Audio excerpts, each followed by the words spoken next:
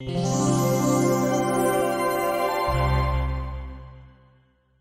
we will discuss file system. File system को discuss करने से पहले थोड़ी सी रिस्पॉन्सिबिलिटी डिस्कस करते हैं file system as compare to memory. In case के हमारा सिस्टम चलता हुआ क्रैश कर जाए, कि फॉर एग्जांपल इलेक्ट्रिसिटी आउटेज हो जाए या किसी और वजह से सिस्टम चलना बंद हो जाए, तो रैम पे उसका क्या इम्पैक्ट आएगा, उस पर क्या रिस्पॉन्सिबिलिटी है, और फाइल सिस्टम और यू कैन से हार्ड डिस्क ड्राइव पे या परसिस्टेंट स्टोरेज पे उसकी क्या रिस्पॉन्सिबिलिटी है। रैम पे तो जब लाइट चली जाती है तो डेटा उसका वेस्ट हो जाता है, कुछ भी स्टोर नहीं होता। जब भी दोबारा कंप्यूटर स्टार्ट होगा, रैम दोबारा से लोड होगी, तो सॉर्ट ऑफ उसके ऊपर कोई रिस्पॉन्सिबिलिटी नहीं है। Compare to hard disk drives या परसिस्टेंट स्टोरेज, उसके ऊपर ये रिस्पॉन्सिबिलिटी है कि उसने अपना डाटा स्टोर करके रखना है। तब तक जितना भी डाटा प्रोसेस कर चुके होंगे आप, या जितनी भी आपने चेंजेस की होंगी while your system was running before the crash, तो वो वाली सारी स्टेट आपने लाके स्टोर करनी है before the crash occurs. Persistent storage के ऊपर ज्यादा रिस्पॉन्सिबिलिटी है कि इन्होंने डाटा को स्टोर करना है और मेंटेन करना है, और जब दोबारा स्टार्ट होगा सिस्टम तो ऑटोमेटिकली मेमोरी या रैम परसिस्टेंट स्टोरेज से डाटा को रीड कर लेंगे। तो what is file system? File system is, you can say, a software running on these disk devices, you can say storage devices running on top of storage devices, and file system is a standard for organizing data on these storage devices or disk drives.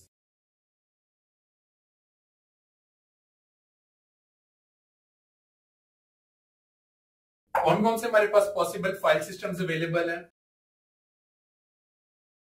NTFS, FAT, FAT16, FAT32, FAT64, standard fat. Next question is कि file system किस time पे configure होता है या install होता है? जब हम डिवाइस को फॉर्मेट करते हैं या सॉर्ट ऑफ उसकी पार्टीशनिंग करते हैं। आप यूएसबी को फॉर्मेट करके देखें, राइट क्लिक करें, फॉर्मेट पे जाएं, तो वहां पे आपके पास ऑप्शन आ रही होती है फाइल सिस्टम की।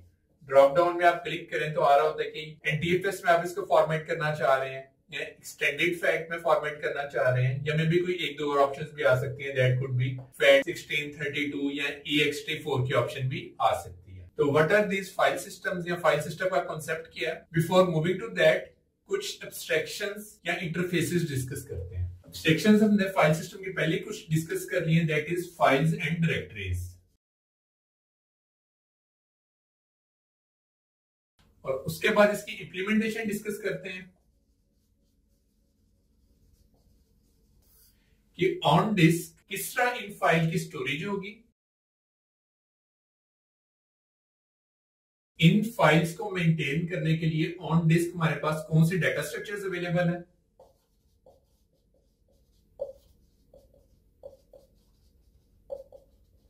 और इन फाइल्स को या इन डाटा को, इस डाटा को, इस स्टोरेज को या इन डाटा स्ट्रक्चर को एक्सेस करने के लिए हमारे पास एक्सेस मेथड्स कौन से अवेलेबल हैं।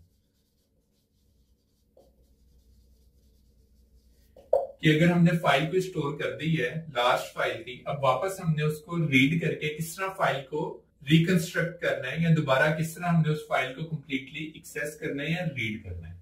सॉर्ट ऑफ हम ये सारी चीजें भी डिस्कस करते हैं, कवर करते हैं। इस सारे कॉन्सेप्ट को समझने के लिए हम एक अपना फाइल सिस्टम प्रपोज करते हैं, यू कैन से वेरी सिंपल फाइल सिस्टम। हम एक अपना फाइल सिस्टम प्रपोज करते हैं जो कि ओवरऑल कॉन्सेप्ट हमारा क्लियर करेगा फाइल सिस्टम का, और उसके बाद में भी हम इनमें से एक या दो डिस्कस करते हैं कि इनमें क्या डिफरेंसेस हैं, या वो जो हमारा स्ट्रक्चर हम प्रपोज करते हैं अभी फाइल सिस्टम का, वो उस पर जाके किस तरह मैप होते हैं।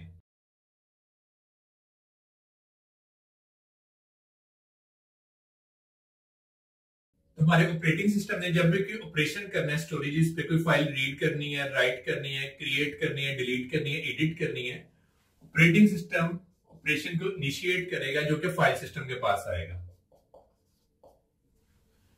फाइल सिस्टम के पास क्या पॉसिबली आ सकती है? कोई कमांड आ सकती है, रीड की आ गई, या राइट की आ गई, एडिट की आ गई, क्रिएट की आ गई फाइल सिस्टम के पास। उसके बाद फाइल सिस्टम क्या करेगा? ये वाला ऑपरेशन इनिशिएट करेगा ऑन एक्चुअल डिस्क, जिसको हम कंसीडर करते हैं sort of array of bytes और array of sectors, जिसमें हमारे पास मल्टीपल सेक्टर्स पड़े हैं और ईच सेक्टर का साइज कितना था 512 बाइट्स।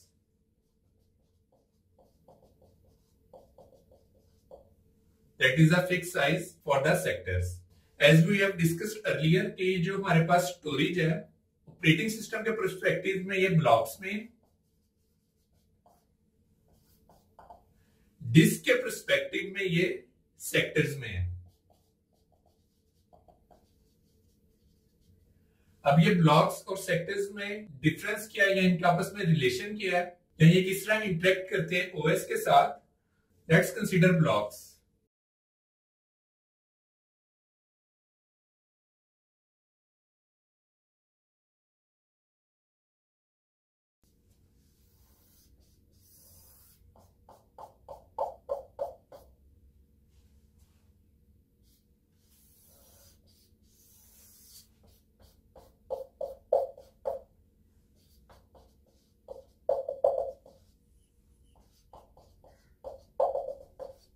ऑपरेटिंग सिस्टम जितनी भी फाइल स्टोर करेगा या जितनी भी स्टोरेज की रिक्वेस्ट करेगा वो इन टर्म्स ऑफ ब्लॉक्स करेगा कि उसको कितने ब्लॉक्स रिक्वायर्ड है इस फाइल को स्टोर करने के लिए। That could be one block, single block और मल्टीपल ब्लॉक्स। और ये ब्लॉक्स जब जाके स्टोर होंगे डिस्क में, वो जाके सेक्टर्स में स्टोर होंगे।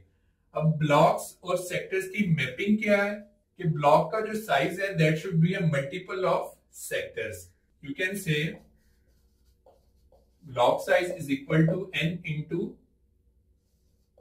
size of sector। सेक्टर का साइज कितना था 512 बाइट्स। तो दैट मीन्स कि हमारे ब्लॉक का साइज अगर n हम 1 करते हैं तो जितना ब्लॉक का साइज है, जितना सेक्टर का साइज है उतना ही हमारे ब्लॉक का साइज है, यानी कि एक ब्लॉक एक सेक्टर पे आके मैप होगा। अगर हम n की वैल्यू 2 रखते हैं तो दैट मीन्स हमारा जो एक सिंगल ब्लॉक है वो हमारे दो सेक्टर्स पे आके मैप होगा। अगर हम n का साइज 3 या 4 रखते हैं तो दैट मीन्स जो हमारा एक सिंगल ब्लॉक है वो यहाँ पे आके 4 बॉक्सेस में आके स्टोर होगा या 4 सेक्टर्स की स्पेस ऑक्युपाई करेगा। ब्लॉक क्या है? Block is a minimum allocation unit to processes और फाइल्स। कि फॉर एग्जांपल हमें कोई प्रोग्राम रिक्वेस्ट करता है कि उसने जाके स्टोरेज करनी है, फाइल की है, उसने जाके डाटा स्टोर करना है, उसको एक ब्लॉक असाइन होगा। एज सून एज कि उसका ब्लॉक फिल हो जाएगा नेक्स्ट उसको नेक्स्ट ब्लॉक असाइन कर दिया जाएगा। अब क्वेश्चन ये है कि ब्लॉक का साइज कितना होना चाहिए। ये तो हमने डिफाइन तो कर ली कि that should be multiple of sector size. Question है कि ब्लॉक का साइज छोटा होना चाहिए या बड़ा होना चाहिए। इट शुड बी स्मॉल और लार्ज। उनमें क्या डिफरेंसेस पॉसिबली आ सकते हैं ब्लॉक का साइज कम होने से या ज्यादा होने से? क्या प्रोस एंड कॉन्स हो सकते हैं?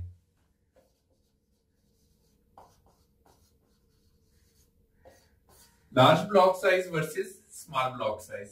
एक चीज नोट करने की ये कि जो ब्लॉक साइज है ये फिक्स्ड रहेगा through out the file system. ऐसे नहीं होगा किसी प्रोग्राम के लिए हमारा ब्लॉक का साइज 2 सेक्टर्स है, किसी प्रोग्राम के लिए हमारा साइज 4 सेक्टर्स है, ऐसा नहीं होगा।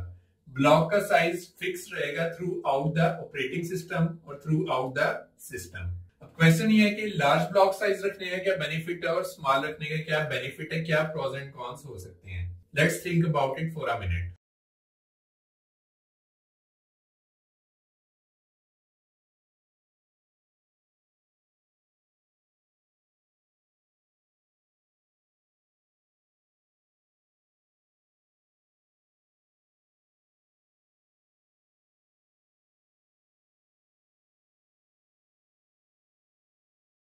Large versus small block size.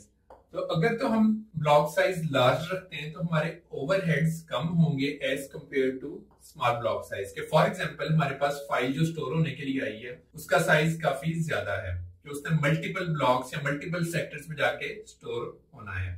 तो अगर तो हमारा ब्लॉक साइज बड़ा होगा कि फॉर एग्जाम्पल उसने 4 सेक्टर्स में जाके स्टोर होना था। फॉर एग्जाम्पल अगर हमने ब्लॉक साइज 4 सेक्टर्स का रखा हुआ है एक ब्लॉक साइज, तो क्या होगा उस केस में कि हम सिंगल ब्लॉक में हमारी पूरी फाइल एडजस्ट हो जाएगी, हमें कोई एडिशनल मैनेजमेंट नहीं करनी पड़ेगी।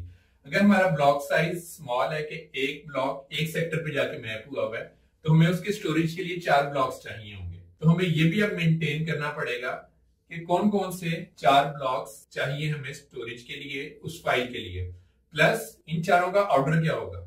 प्लस हमें ये चारों ब्लॉक्स कंसेक्टिव मिले हैं कि नहीं, कि फॉर एग्जांपल पहले हमें ये 2 ब्लॉक्स मिले थे, फिर हमारी एडिशनल रिक्वायरमेंट है ये नेक्स्ट ब्लॉक हमें यहाँ पे जाके मिला है, नेक्स्ट हमें यहाँ पे जाके मिला है, तो हमें ब्लॉक्स की मैनेजमेंट ज्यादा करनी पड़ेगी स्मॉल ब्लॉक के केस में, ओवरहेड ज्यादा है। ड्रॉबैक क्या है लार्ज ब्लॉक साइज रखने का, कि अगर हमारे पास स्मॉल फाइल ज्यादा है तो हमारे पास क्या होगा कि मे बी हमारी फाइल्स को स्टोर होने के लिए सिर्फ एक सेक्टर चाहिए था, लेकिन हम हर एक को लोकेशन यूनिट तो फिक्स है, 4-4 डब्बे असाइन करी जा रहे हैं। तो हम क्या कर रहे हैं, हम इंटरनल फ्रेगमेंटेशन क्रिएट कर रहे हैं कि हम इंटरनल स्पेस जाया कर रहे हैं। तो होगा क्या कि कुछ देर के बाद हमारे पास नए प्रोसेस को असाइन करने के लिए स्पेस अवेलेबल नहीं होगी, कंटिन्यूअस स्पेस, लेकिन ऑल्दो इंटरनली हमारे पास स्पेस अवेलेबल है हर ब्लॉक में जो कि वेस्टेज पे चली गई है और जो कि फर्दर हम यूज नहीं कर सकते।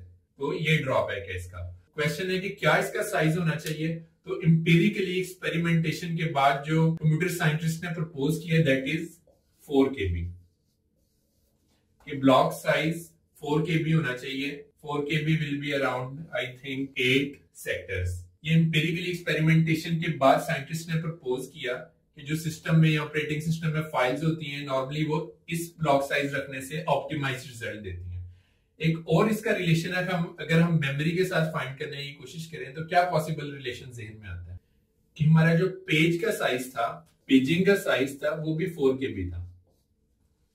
दैट मीन्स कि हमारा जो एक सिंगल पेज है वो मैप हो सकता है एक सिंगल ब्लॉक में। यहाँ जब हमने रीड करना है तो हम पूरा ब्लॉक रीड करके एक सिंगल पेज पे रख सकते हैं ऑन मेमोरी। फर्दर अब थोड़ा सा एक्सप्लोर करते हैं।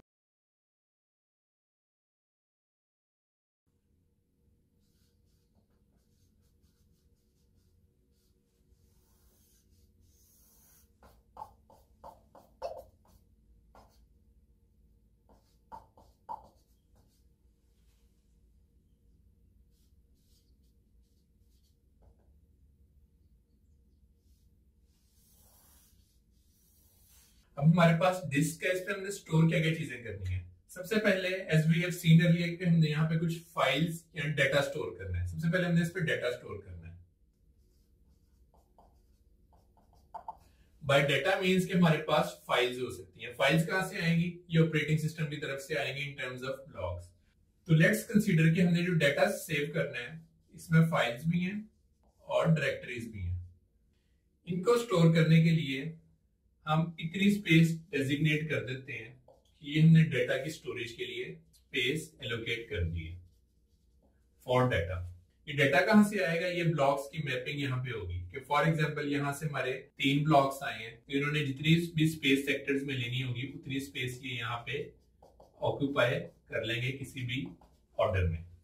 तो एक चीज जो हमने स्टोर करनी है दैट इज डाटा। डाटा में क्या हमारे पास फाइल्स है या डायरेक्टरीज हैं। फाइल्स का डाटा या डायरेक्टरीज का डाटा। फाइल का डाटा क्या हो सकता है, फॉर एग्जांपल आपने सी का कोड लिखा है, उसके अंदर वाला कोड यहाँ पे आ जाएगा।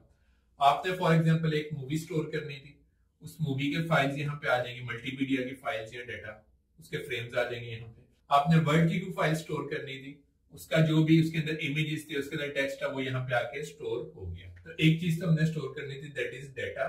उसमें फाइल्स भी आ सकती है, डायरेक्टरीज भी आ सकती है। आपने कोई न्यू फोल्डर बनाया है वो भी यहाँ पे आके स्टोर होगा। सेकेंड, हमने फाइल्स और डायरेक्टरीज को एक्सप्लोर करते हुए देखा था कि इनकी कुछ इंफॉर्मेशन भी है, हमने वो इंफॉर्मेशन भी स्टोर करनी है। सेकेंड थिंग जो हमने स्टोर करनी है इस डाटा से रिलेटेड इसकी इंफॉर्मेशन। इसकी इंफॉर्मेशन में पॉसिबली आ सकता है इसका साइज, फाइल का साइज, इसकी टाइम स्टैम्प, इसकी परमिशंस, इसका ऑनर कौन है। इसके अलावा इसमें एक आएगा आई नोड नंबर। आई नोड नंबर का क्या मतलब है कि हम यहाँ पे जितनी भी फाइल्स क्रिएट करते हैं कि फॉर एग्जांपल मैंने फाइल बनाई थी, फाइल का नाम था foo.txt, फाइल का नाम था assignment.word, assignment.word। मैंने भी एक्सेल फाइल बनाई है ex.xlsx। ये जितने भी हमने नाम बनाए हैं ये अल्टीमेटली एक लो लेवल नेम में चेंज होंगे, that will be a number. वो एक कोई नंबर होगा, फॉर एग्जांपल 1 2 5 ये इसका नंबर है, 1 2 6 1 2 7। ऑपरेटिंग सिस्टम या फाइल सिस्टम इस नंबर से इनको रिकॉग्नाइज करेगा and this is I node number. This is also called index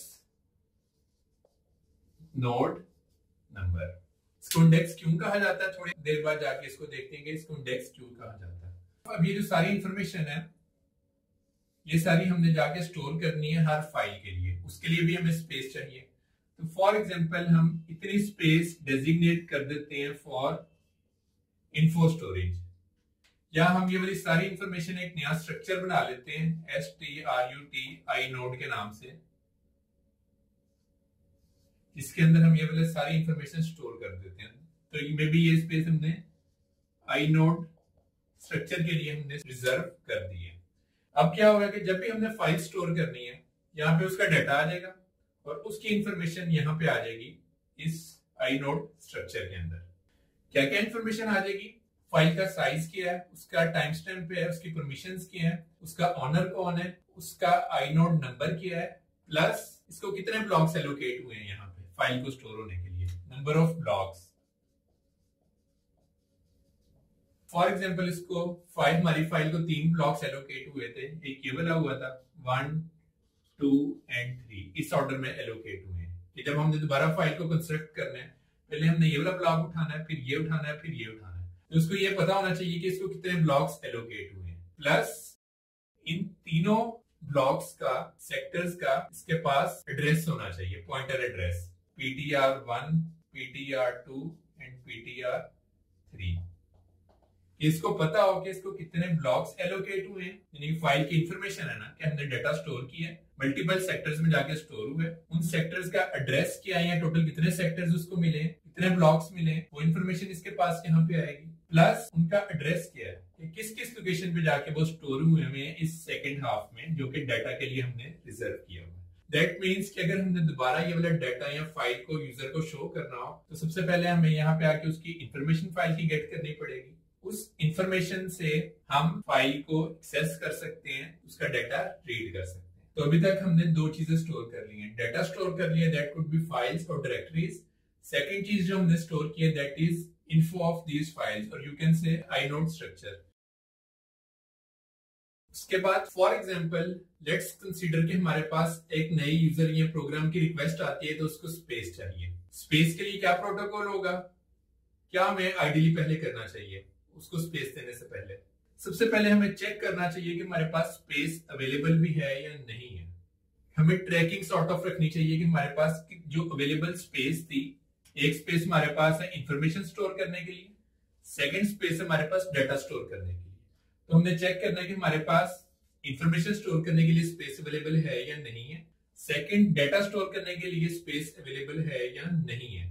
तो सॉर्ट ऑफ हमने ट्रैकिंग भी करनी है। तो थर्ड चीज जो हम आगे यहाँ पे स्टोर करते हैं दैट इज ट्रैकिंग, और यू कैन से एलोकेशन। इसको फर्दर डोर्स में डिवाइड कर लेते हैं, one is for information and second is for data. कि जब भी कोई यूजर हमें रिक्वेस्ट करेगा तो हम सबसे पहले क्या करेंगे, हम चेक करेंगे कि हमारे पास स्पेस अवेलेबल है या नहीं है। वो कैसे चेक करेंगे, हम ट्रैकिंग वाले के पास जाएंगे, ट्रैकिंग इंफॉर्मेशन या ट्रैकिंग सेक्शन के पास। यहां से जाके सबसे पहले हम इंफॉर्मेशन वाले के पास जाएंगे। इंफॉर्मेशन में जाके हमें पता लग जाएगा कि जो हमारे ब्लॉक्स बिजी थे वहां पे हमने मे बी 1 मेंटेन किया हुआ है, कुछ में यहाँ पे हमारे पास 1 पड़ा हुआ है, कुछ में हमारे पास 0 पड़ा हुआ है। बाय 0 मींस कि ये ब्लॉक्स फ्री हैं, 1 मींस कि ये ब्लॉक ऑक्युपाइड है। Same for data section. और ये इंफॉर्मेशन हम किस तरह मेंटेन कर सकते हैं, using bit maps. Bit maps means कि हमारे पास एक बॉक्स है कि हमारे पास यहाँ पे जितने भी सेक्टर्स या ब्लॉक्स अवेलेबल थे इन इंफॉर्मेशन सेक्शन और डाटा सेक्शन, उनकी हम यहाँ पे मैपिंग करते रहेंगे। जब भी कोई ऑक्युपाई हमने असाइन करते गए हैं किसी को, उसको हम रिजर्व करते गए हैं यहाँ पे। जब भी कोई नई रिक्वेस्ट आई हम जाके देखेंगे हमारे पास अगर स्पेस अवेलेबल है तो हम क्या करेंगे, यहाँ पे उसको ऑक्युपाई करके रिस्पेक्टिव बॉक्स उसको असाइन कर देंगे। Same for data section.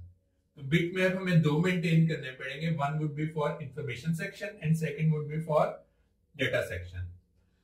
तो अभी तक हमने कौन कौन सी इंफॉर्मेशन स्टोर की है?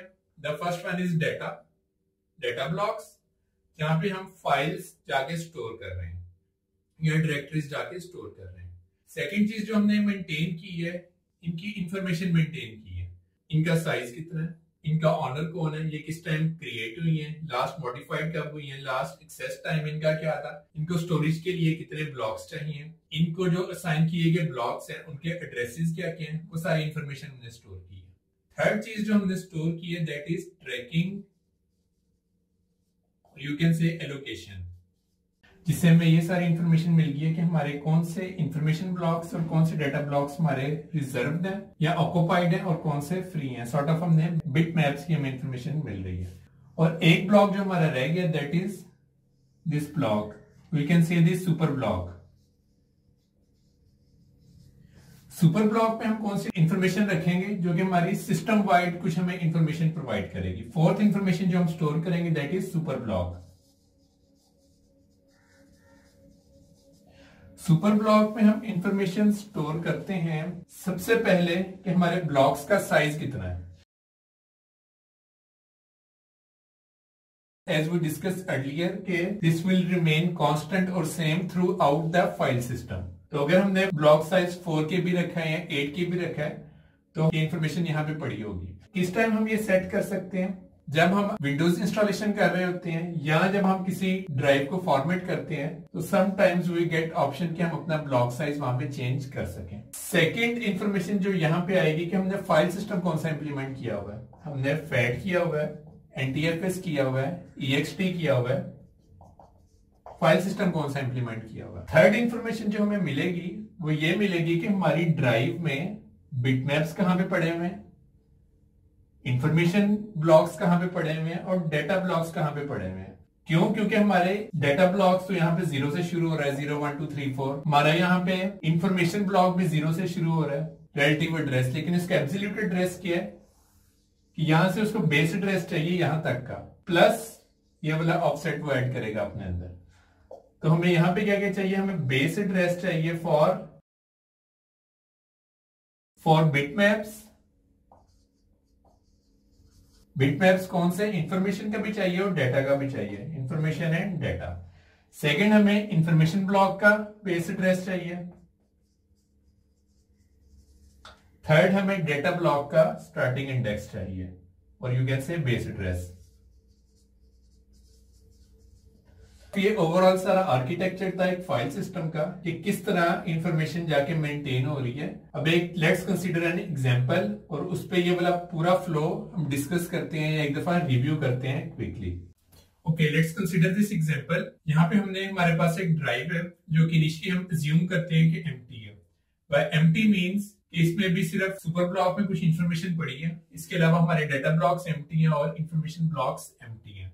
दैट मींस अभी तक हमने इस पे कोई डेटा स्टोर नहीं किया। जब हमने इस पे कोई डेटा स्टोर नहीं किया दैट मींस इसमें एक सिंगल डायरेक्टरी भी एग्जिस्ट करती है दैट इज रूट डायरेक्टरी। और विंडोज के केस में सी डायरेक्टरी हो सकती है, लिनक्स के केस में बैकस्लैश डायरेक्टरी। तो दैट मींस यहाँ पे एक ब्लॉक हमारा फिल होगा both in information block and data block. Information block में रूट डायरेक्टरी की इंफॉर्मेशन पड़ी होगी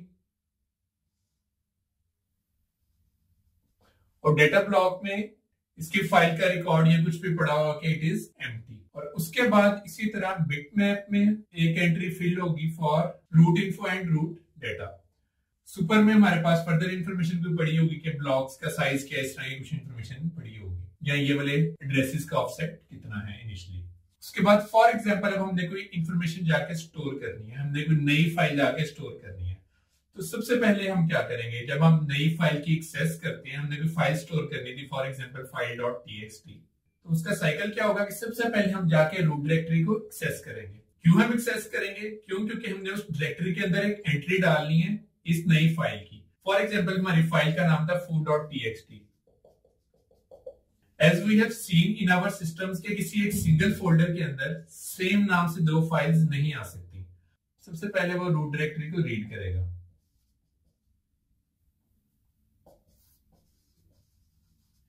रीड रूट डायरेक्टरी, उसकी क्या क्या इंफॉर्मेशन रीड करेगा, उसकी इंफॉर्मेशन भी, इंफॉर्मेशन ब्लॉक भी और डेटा ब्लॉक भी, दोनों जाके रीड करेगा। उसके बाद आके वो चेक करेगा सबसे पहले कि इस नाम से जो नई रिक्वेस्ट की गई है, इस नाम से पहले कोई डेटा ब्लॉक में एंट्री एग्जिस्ट करती है या नहीं करती।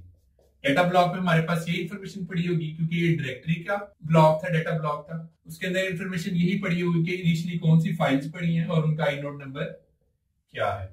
इस केस में अब हमारे पास, क्योंकि इनिशियली सारा कुछ एम्प्टी था, ड्राइव एम्प्टी है, तो हमें ये ब्लॉक एम्प्टी मिला है। तो हमारी कंडीशन ट्रू होगी कि उसने चेक किया कि एग्जिस्टिंग नेम से कोई फाइल एग्जिस्ट करती है या नहीं करती। तो उसने क्या चेक किया, चेक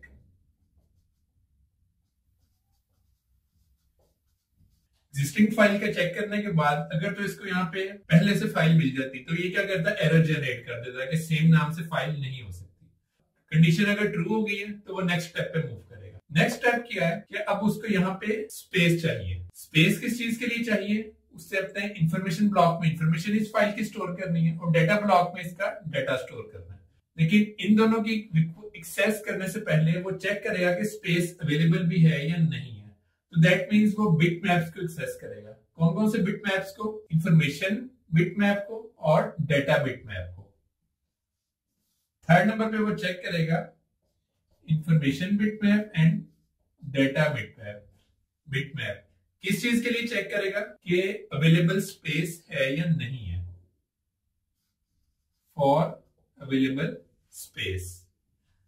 अगर उसको यहां से दोनों से स्पेस अवेलेबल मिल जाती है तो क्या होगा, सबसे पहले सिस्टम यहाँ पे 2 एंट्रीज मार्क करेगा। किस चीज की एंट्रीज मार्क करेगा कि इस फाइल को जगह देने से पहले उसने मार्क किया कि फर्दर कुछ स्पेस बिजी हो गई है ताकि ये किसी और को एलोकेट ना की जाए।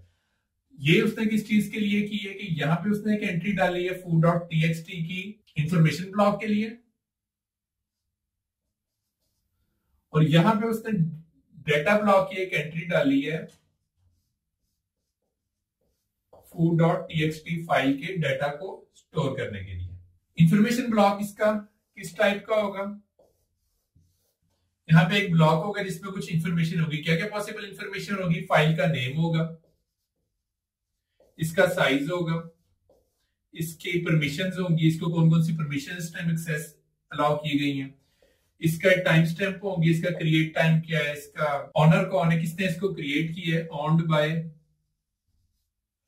इसके अलावा इसमें एड्रेस होगा कि इसको कौन सा डेटा ब्लॉक असाइन किया गया। कि फॉर एग्जांपल इसको 3 डेटा ब्लॉक्स चाहिए थे,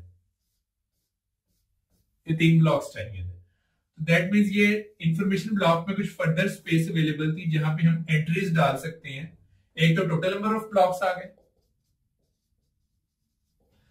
प्लस इसमें हम कुछ एंट्रीज इंसर्ट कर सकते हैं कि जो जितने इसको ब्लॉक्स चाहिए उनके एड्रेसेस क्या है, पॉइंटर एड्रेसेस, तो वो हम यहाँ पे दे देंगे। For example P1, PTR1, P2, P3, 3 pointers इसको चाहिए थे, वो एंट्री हम यहाँ पे डाल देंगे P1, P2, P3। Information block में वो एंट्री आई है। वो एंट्री डालने के बाद डेटा ब्लॉक्स में इसकी इंफॉर्मेशन जाके फिल हो जाएगी जो भी इसमें था। फॉर एग्जांपल वर्ड की फाइल थी तो कुछ डेटा उसका यहाँ पे आ गया, फॉर एग्जांपल 3 पेजेस थे या 5 पेजेस थे या 6 पेजेस थे, तो 2 पेजेस यहाँ पे जाके स्टोर हो गए, 2 यहाँ पे जाके स्टोर हो गए, 2 यहाँ पे जाके स्टोर हो गए हैं, हमारी पूरी फाइल स्टोर हो गई। थर्ड स्टेप कंप्लीट होने के बाद, बिटमैप से करने के बाद उसने क्या किया था, उसने इंफॉर्मेशन ब्लॉक में एंट्री डाली है। जो ये वाला ब्लॉक था ये इसने यहाँ पे इंसर्ट किया। उसके बाद इसने डेटा ब्लॉक्स में एंट्रीज डाली है। डेटा ब्लॉक्स 3 चाहिए थे तो यहाँ पे उसने रिजर्व भी 3 किए होंगे। Data blocks entry, data blocks में भी एंट्री करने के बाद उसने फिर सिस्टम को नोटिफाई किया कि जिसने भी ये रिक्वेस्ट की हुई थी, फॉर एग्जांपल सीपीयू ने थ्रू कंट्रोलर या डिवाइस ड्राइवर रिक्वेस्ट की हुई थी फाइल सिस्टम को कि ये स्टोरेज पे जाके या डिवाइस पे जाके स्टोर कर दे। स्टोर करने के बाद file system through device controller inform करेगा सीपीयू के ऑपरेशन या टास्क डन। यहां पे हमने एक स्टेप मिस कर दिया, रूट डायरेक्टरी में भी हमने एंट्री डालनी थी। रूट डायरेक्टरी में जाके ये फाइल अब सेव हुई है, तो रूट डायरेक्टरी का जो ये डेटा वाला ब्लॉक था यहाँ पे ये फाइल्स की इंफॉर्मेशन पड़ी हुई है, ये भी हमने स्टोर करनी थी, इसको भी अपडेट करना था कि यहाँ पे एक फाइल इस डायरेक्टरी में आ गई है और उसका आइनोड नंबर क्या है। ये डायरेक्ट स्टेप हमने किस टाइम डालना है, 4 स्टेप से पहले, जब उसको इंफॉर्मेशन ब्लॉक और डेटा ब्लॉक से उसने एक्सेस की रिक्वायरमेंट चेक कर ली है, उसको एलोकेट हो गए हैं। उसके बाद एंट्री करने से पहले उसने यहाँ पे डायरेक्टरी या रूट डायरेक्टरी एंट्री करनी है, ताकि हमारे पास इंफॉर्मेशन रहे कि किस डायरेक्टरी में जाके ये वाली फाइल हमारी सेव हुई है। तो ये सॉर्ट ऑफ साइकिल था किसी एक फाइल को स्टोर करने का। फॉर एग्जाम्पल अब हमने फाइल को रीड करना है, रीड करने के लिए कोई प्रोग्राम रिक्वेस्ट करेगा कि फॉर एग्जाम्पल सी डायरेक्टरी में foo.txt को रीड करना है। फाइल सिस्टम के पास रिक्वेस्ट आई है, फाइल सिस्टम क्या करेगा, सबसे पहले सुपर ब्लॉक के पास जाएगा, सुपर ब्लॉक के पास जाके इंफॉर्मेशन गेट करेगा कि इंफॉर्मेशन ब्लॉक्स कहां से स्टार्ट हो रहे हैं और डेटा ब्लॉक्स कहां से स्टार्ट हो रहे हैं, ये इंफॉर्मेशन गेट करेगा। वो इंफॉर्मेशन गेट करने के बाद वो ये चेक करेगा कि इंफॉर्मेशन ब्लॉक में रूट डायरेक्टरी कहां पे पड़ी हुई है, रूट डायरेक्टरी को वो गेट करेगा। रूट डायरेक्टरी की इंफॉर्मेशन ब्लॉक एक्सेस करने के बाद, रूट डायरेक्टरी की इंफॉर्मेशन गेट करने के बाद सबसे पहले वो ये चेक करेगा कि जो ऑपरेशन होने जा रहा है इसकी एक्सेस भी है कि नहीं, कि इस फाइल को जो रीड करने की रिक्वेस्ट आई है, जिसकी तरफ से रिक्वेस्ट आई है उसको परमिशंस भी हैं या नहीं है, वो अपने इंफॉर्मेशन ब्लॉक से चेक करेगा। अगर तो यहां से उसको पता लग जाता है कि उसको परमिशंस हैं तो फर्दर टास्क प्रोसीड होगा, अदरवाइज यहीं से वापस एरर जनरेट हो जाएगी कि इनवैलिड ऑपरेशन और परमिशंस नॉट अवेलेबल। अगर उसको परमिशंस हैं तो क्या करेगा, फिर वो यहां से आके रूट डायरेक्टरी में अपने डेटा ब्लॉक का पॉइंटर एड्रेस गेट करेगा। पॉइंटर एड्रेस उसको मिल जाएगा तो यहां से जाके वो रूट डायरेक्टरी का डेटा ब्लॉक एक्सेस करेगा, जहां पे उसको फर्दर टेबल मिलेगा। टेबल में क्या इंफॉर्मेशन पड़ी होगी कि इसमें कौन कौन सी फाइल्स एग्जिस्ट करती हैं और उनका आईनोड नंबर। यहां से अब आके चेक करेगा कि ये फाइल एग्जिस्ट भी करती है या नहीं करती। अगर फाइल एग्जिस्ट नहीं करती होगी तो वो यहीं से एरर जनरेट कर देगा कि फाइल डज नॉट एग्जिस्ट। अगर फाइल एग्जिस्ट करती होगी तो वो यहां से उसका आईनोड नंबर गेट करेगा। आईनोड नंबर गेट करने के बाद वो दोबारा इंफॉर्मेशन ब्लॉक के पास आएगा, सर्च करेगा कि इस आईनोड नंबर की इसको फाइल का ब्लॉक चाहिए, इंफॉर्मेशन ब्लॉक। उसके लिए क्या करेगा, वो यहां से बेस एड्रेस जो भी सुपर ब्लॉक से उसको मिला होगा प्लस जो भी उसको आईनोड नंबर मिला है जो कि हमारा फाइल का था ये वाला foo.txt का, ये इंफॉर्मेशन ब्लॉक वो गेट करके यहां पे लेके आएगा।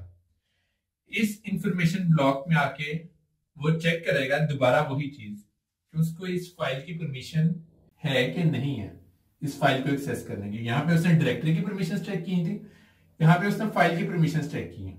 अगर उसको परमिशंस अलाउ हैं तो वो क्या करेगा, यहाँ से चेक करेगा कि उसको कितने ब्लॉक्स में सेव हुआ हुआ ये वाली फाइल, कितने ब्लॉक्स में सेव हुई हुई है। फॉर एग्जांपल यहाँ से उसको पता लगा कि 3 ब्लॉक्स में सेव हुई हुई है, तो वो क्या करेगा नेक्स्ट स्टेप पे कि उन तीनों के आगे पॉइंटर एड्रेसेस गेट कर लेगा। उसके बाद पॉइंटर 1 में जाके डेटा ब्लॉक 1 को एक्सेस करेगा, सेकंड को एंड थर्ड को, तीनों डेटा ब्लॉक्स को एक्सेस करके उनको वापस फाइल सिस्टम डिवाइस कंट्रोलर के थ्रू ऑपरेटिंग सिस्टम को भेज देगा फॉर मे बी प्रिंटिंग और डिस्प्ले ऑन स्क्रीन। तो हमने इसका राइट साइकिल भी देख लिया और हमने इसका रीड साइकिल भी देख लिया कि क्या क्या स्टेप्स फॉलो होते हैं। थोड़ा सा कॉम्प्लेक्स केस डिस्कस करते हैं कि जो हमारे पास राइटिंग के वक्त रिक्वेस्ट आई है फाइल की, अगर उसका साइज बहुत ज्यादा है फाइल का, कि फॉर एग्जांपल हमारी मल्टीपल जीबीज की फाइल है या हमने कोई मूवी स्टोर करनी है जिसका साइज काफी ज्यादा है, तो उसमें हमारे पास क्या केस हो सकता है। अभी करंटली हम स्मॉल फाइल्स के केस में क्या कर रहे थे कि हम फाइल का इंफॉर्मेशन ब्लॉक गेट करते हैं, वहां से हमें कुछ फाइल की इंफॉर्मेशन मिल जाती है, हमें ये भी पता लग जाता है कि उसने कितने ब्लॉक्स ऑक्यूपाई किए हैं और उसके बाद हमें उसके पॉइंटर के एड्रेसेस भी वहीं से मिल जाते हैं। इसी तरह जब हम स्टोरेज करने जाते हैं तो हम बाकी इंफॉर्मेशन स्टोर करने के बाद इंफॉर्मेशन ब्लॉक में नंबर ऑफ ब्लॉक स्टोर करते हैं कि इसको स्टोरेज के लिए कितने ब्लॉक्स चाहिए और उसके बाद हम उनके एड्रेसेस भी स्टोर कर देते हैं कि डेटा ब्लॉक 1 का एड्रेस ये, 2 का ये, 3 का ये, 4 का ये एंड 5 का ये। क्वेश्चन ये है या प्रॉब्लम ये है कि जो हमारे पास ये इंफॉर्मेशन ब्लॉक है इसकी भी एक लिमिट है, हमें एक ब्लॉक असाइन हुआ है, इसके भी साइज की लिमिट है, इसमें हम लिमिटेड इंफॉर्मेशन स्टोर कर सकते हैं। तो फॉर एग्जांपल इसमें हम मैक्सिमम 5 डेटा ब्लॉक्स की इंफॉर्मेशन स्टोर कर सकते हैं कि इसमें हम डेटा ब्लॉक्स या 5 एड्रेसेस या 5 पॉइंटर एड्रेसेस सेव कर सकते हैं। अब क्वेश्चन ये है कि अगर हमारी फाइल 5 डेटा ब्लॉक्स में नहीं आती तो उस इंफॉर्मेशन को हम किस तरह प्रोसेस करेंगे अपने सिस्टम में।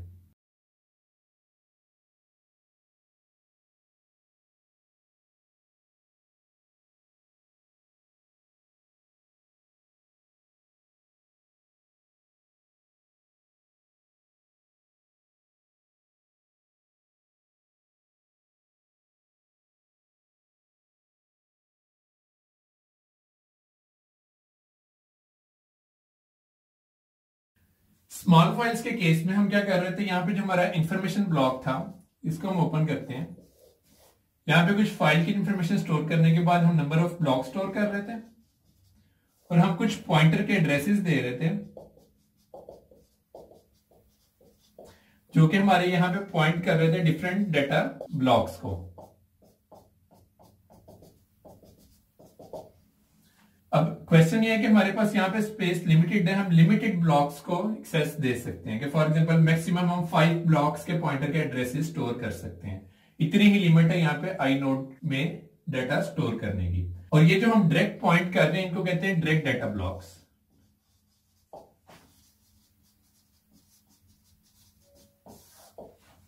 कि हमारा जो आई नोड का ब्लॉक है इसी में अपने अपने डेटा ब्लॉक्स का एड्रेस दे दिया। प्रॉब्लम क्या है कि अगर हमारी फाइल का साइज ज्यादा है और हम यहाँ पे नहीं स्टोर कर सकते अपने सारे ब्लॉक्स का एड्रेस, तो क्या किया जाए? तो उस केस में हमारे पास सोल्यूशन ये है कि हम इनडायरेक्ट डेटा ब्लॉक्स यूज कर लें। इनडायरेक्ट डेटा ब्लॉक्स, उसका कॉन्सेप्ट क्या है कि यहां पे 3 एंट्रीज तो हमने ये डाल दी हैं, 4th एंट्री हम यहां पे जो डालें डेटा ब्लॉक की, उसमें हम इंस्टेड के डेटा स्टोर करें, उसमें हम पॉइंटर के एड्रेसेस स्टोर करना शुरू कर देते हैं। तो उस केस में पॉसिबली फिर क्या होगा कि यहां पे जो हमारे पास, यहां से जो हमारे पास डेटा ब्लॉक आएगा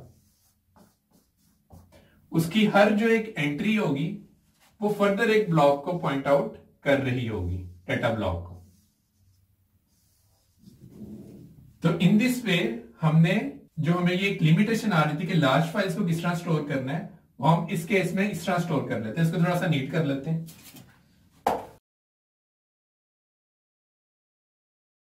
पहले हमारे पास क्या हो रहा था कि हमारे पास जो आई नोड का ब्लॉक था, इंफॉर्मेशन ब्लॉक या आई नोड ब्लॉक कह लेते हैं, इसी से हम डायरेक्ट पॉइंट आउट कर रहे थे कि हमारे पास कौन कौन से डेटा ब्लॉक्स यूज हो रहे हैं। This approach was direct data blocks. उसके बाद हमारे पास लिमिटेशन आना शुरू हुई कि यहां पे हम लिमिटेड पॉइंटर स्टोर कर सकते हैं। उसका सोल्यूशन हमने क्या निकाला, हमने ये कहा कि हम इंफॉर्मेशन ब्लॉक में बाकी इंफॉर्मेशन के साथ इंस्टेड के हम डायरेक्ट पॉइंटर्स के एड्रेसेस स्टोर करें। हम एक डेटा ब्लॉक स्टोर करते हैं जिसमें हम सारे पॉइंटर्स के एड्रेसेस दे देते हैं। दैट मीन्स कि यहां पे जो एक डेटा ब्लॉक है ये फर्दर आगे पॉइंटर्स को कंटेन कर रहा है। तो ये हर पॉइंटर इसका एक डेटा ब्लॉक को पॉइंट आउट कर रहा होगा ऑन फाइल सिस्टम। यहां पे हमारे पास अगर अभी भी साइज पूरा नहीं हुआ हमारी फाइल सिस्टम का, यहां पे हमारे पास 5 की स्पेस अवेलेबल थी।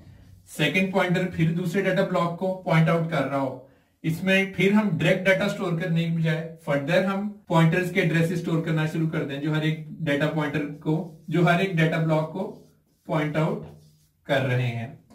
इसी तरह यहाँ पे 5 की हमारे पास लिमिट थी, हम 5 पॉइंटर ब्लॉक्स हमने बना लिए हैं जो कि जिसकी आगे हर एंट्री एक डेटा ब्लॉक को पॉइंट आउट कर रही है। क्वेश्चन ये है कि अगर हमारी फाइल इसमें भी नहीं आके स्टोर होती तो हम क्या करेंगे, हम डबल इंडायरेक्शन पे जाएंगे।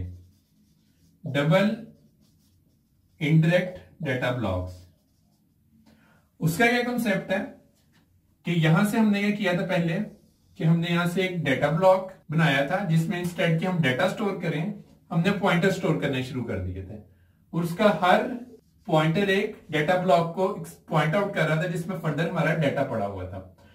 डबल के केस में क्या होगा कि इसमें भी हम इंस्टेड के डेटा स्टोर करें, इसमें भी हम पॉइंटर स्टोर करना शुरू कर देंगे। ये फर्दर आगे डेटा ब्लॉक्स को पॉइंट आउट कर रहा होगा। इसी तरह यहां पे हमारे पास क्वेश्चन ये कि अगर हमारा इसमें भी डेटा स्टोर नहीं होता तो हम ट्रिपल इंडायरेक्शन की तरफ भी जा सकते हैं और ऑपरेटिंग सिस्टम्स जाते हैं up to 3 indirect data blocks की तरफ। तो आई होप कि सारा कॉन्सेप्ट क्लियर हो गया होगा। इसके बाद हम प्रैक्टिकल फाइल सिस्टम्स की तरफ मूव करते हैं, FAT एंड NTFS। अभी तक हमने एक ओवरऑल स्ट्रक्चर समझा है फाइल सिस्टम का जिसको हमने कंसीडर किया था वेरी सिंपल फाइल सिस्टम, जिसमें हमने ओवरऑल सारा स्ट्रक्चर और साइकिल कवर कर लिया कि किस तरह फाइल्स जाके स्टोर होती हैं ड्राइव पे और किस तरह हम उनको रीड करते हैं, और उसमें जो हमें लिमिटेशंस आती हैं लार्ज फाइल्स के केस में, वो हम किस तरह इंटरेक्ट ब्लॉक से, डबल इंटरेक्शन से और अप टू ट्रिपल इंटरेक्शन से किस तरह हम उसको सॉल्व कर सकते हैं। Thank you.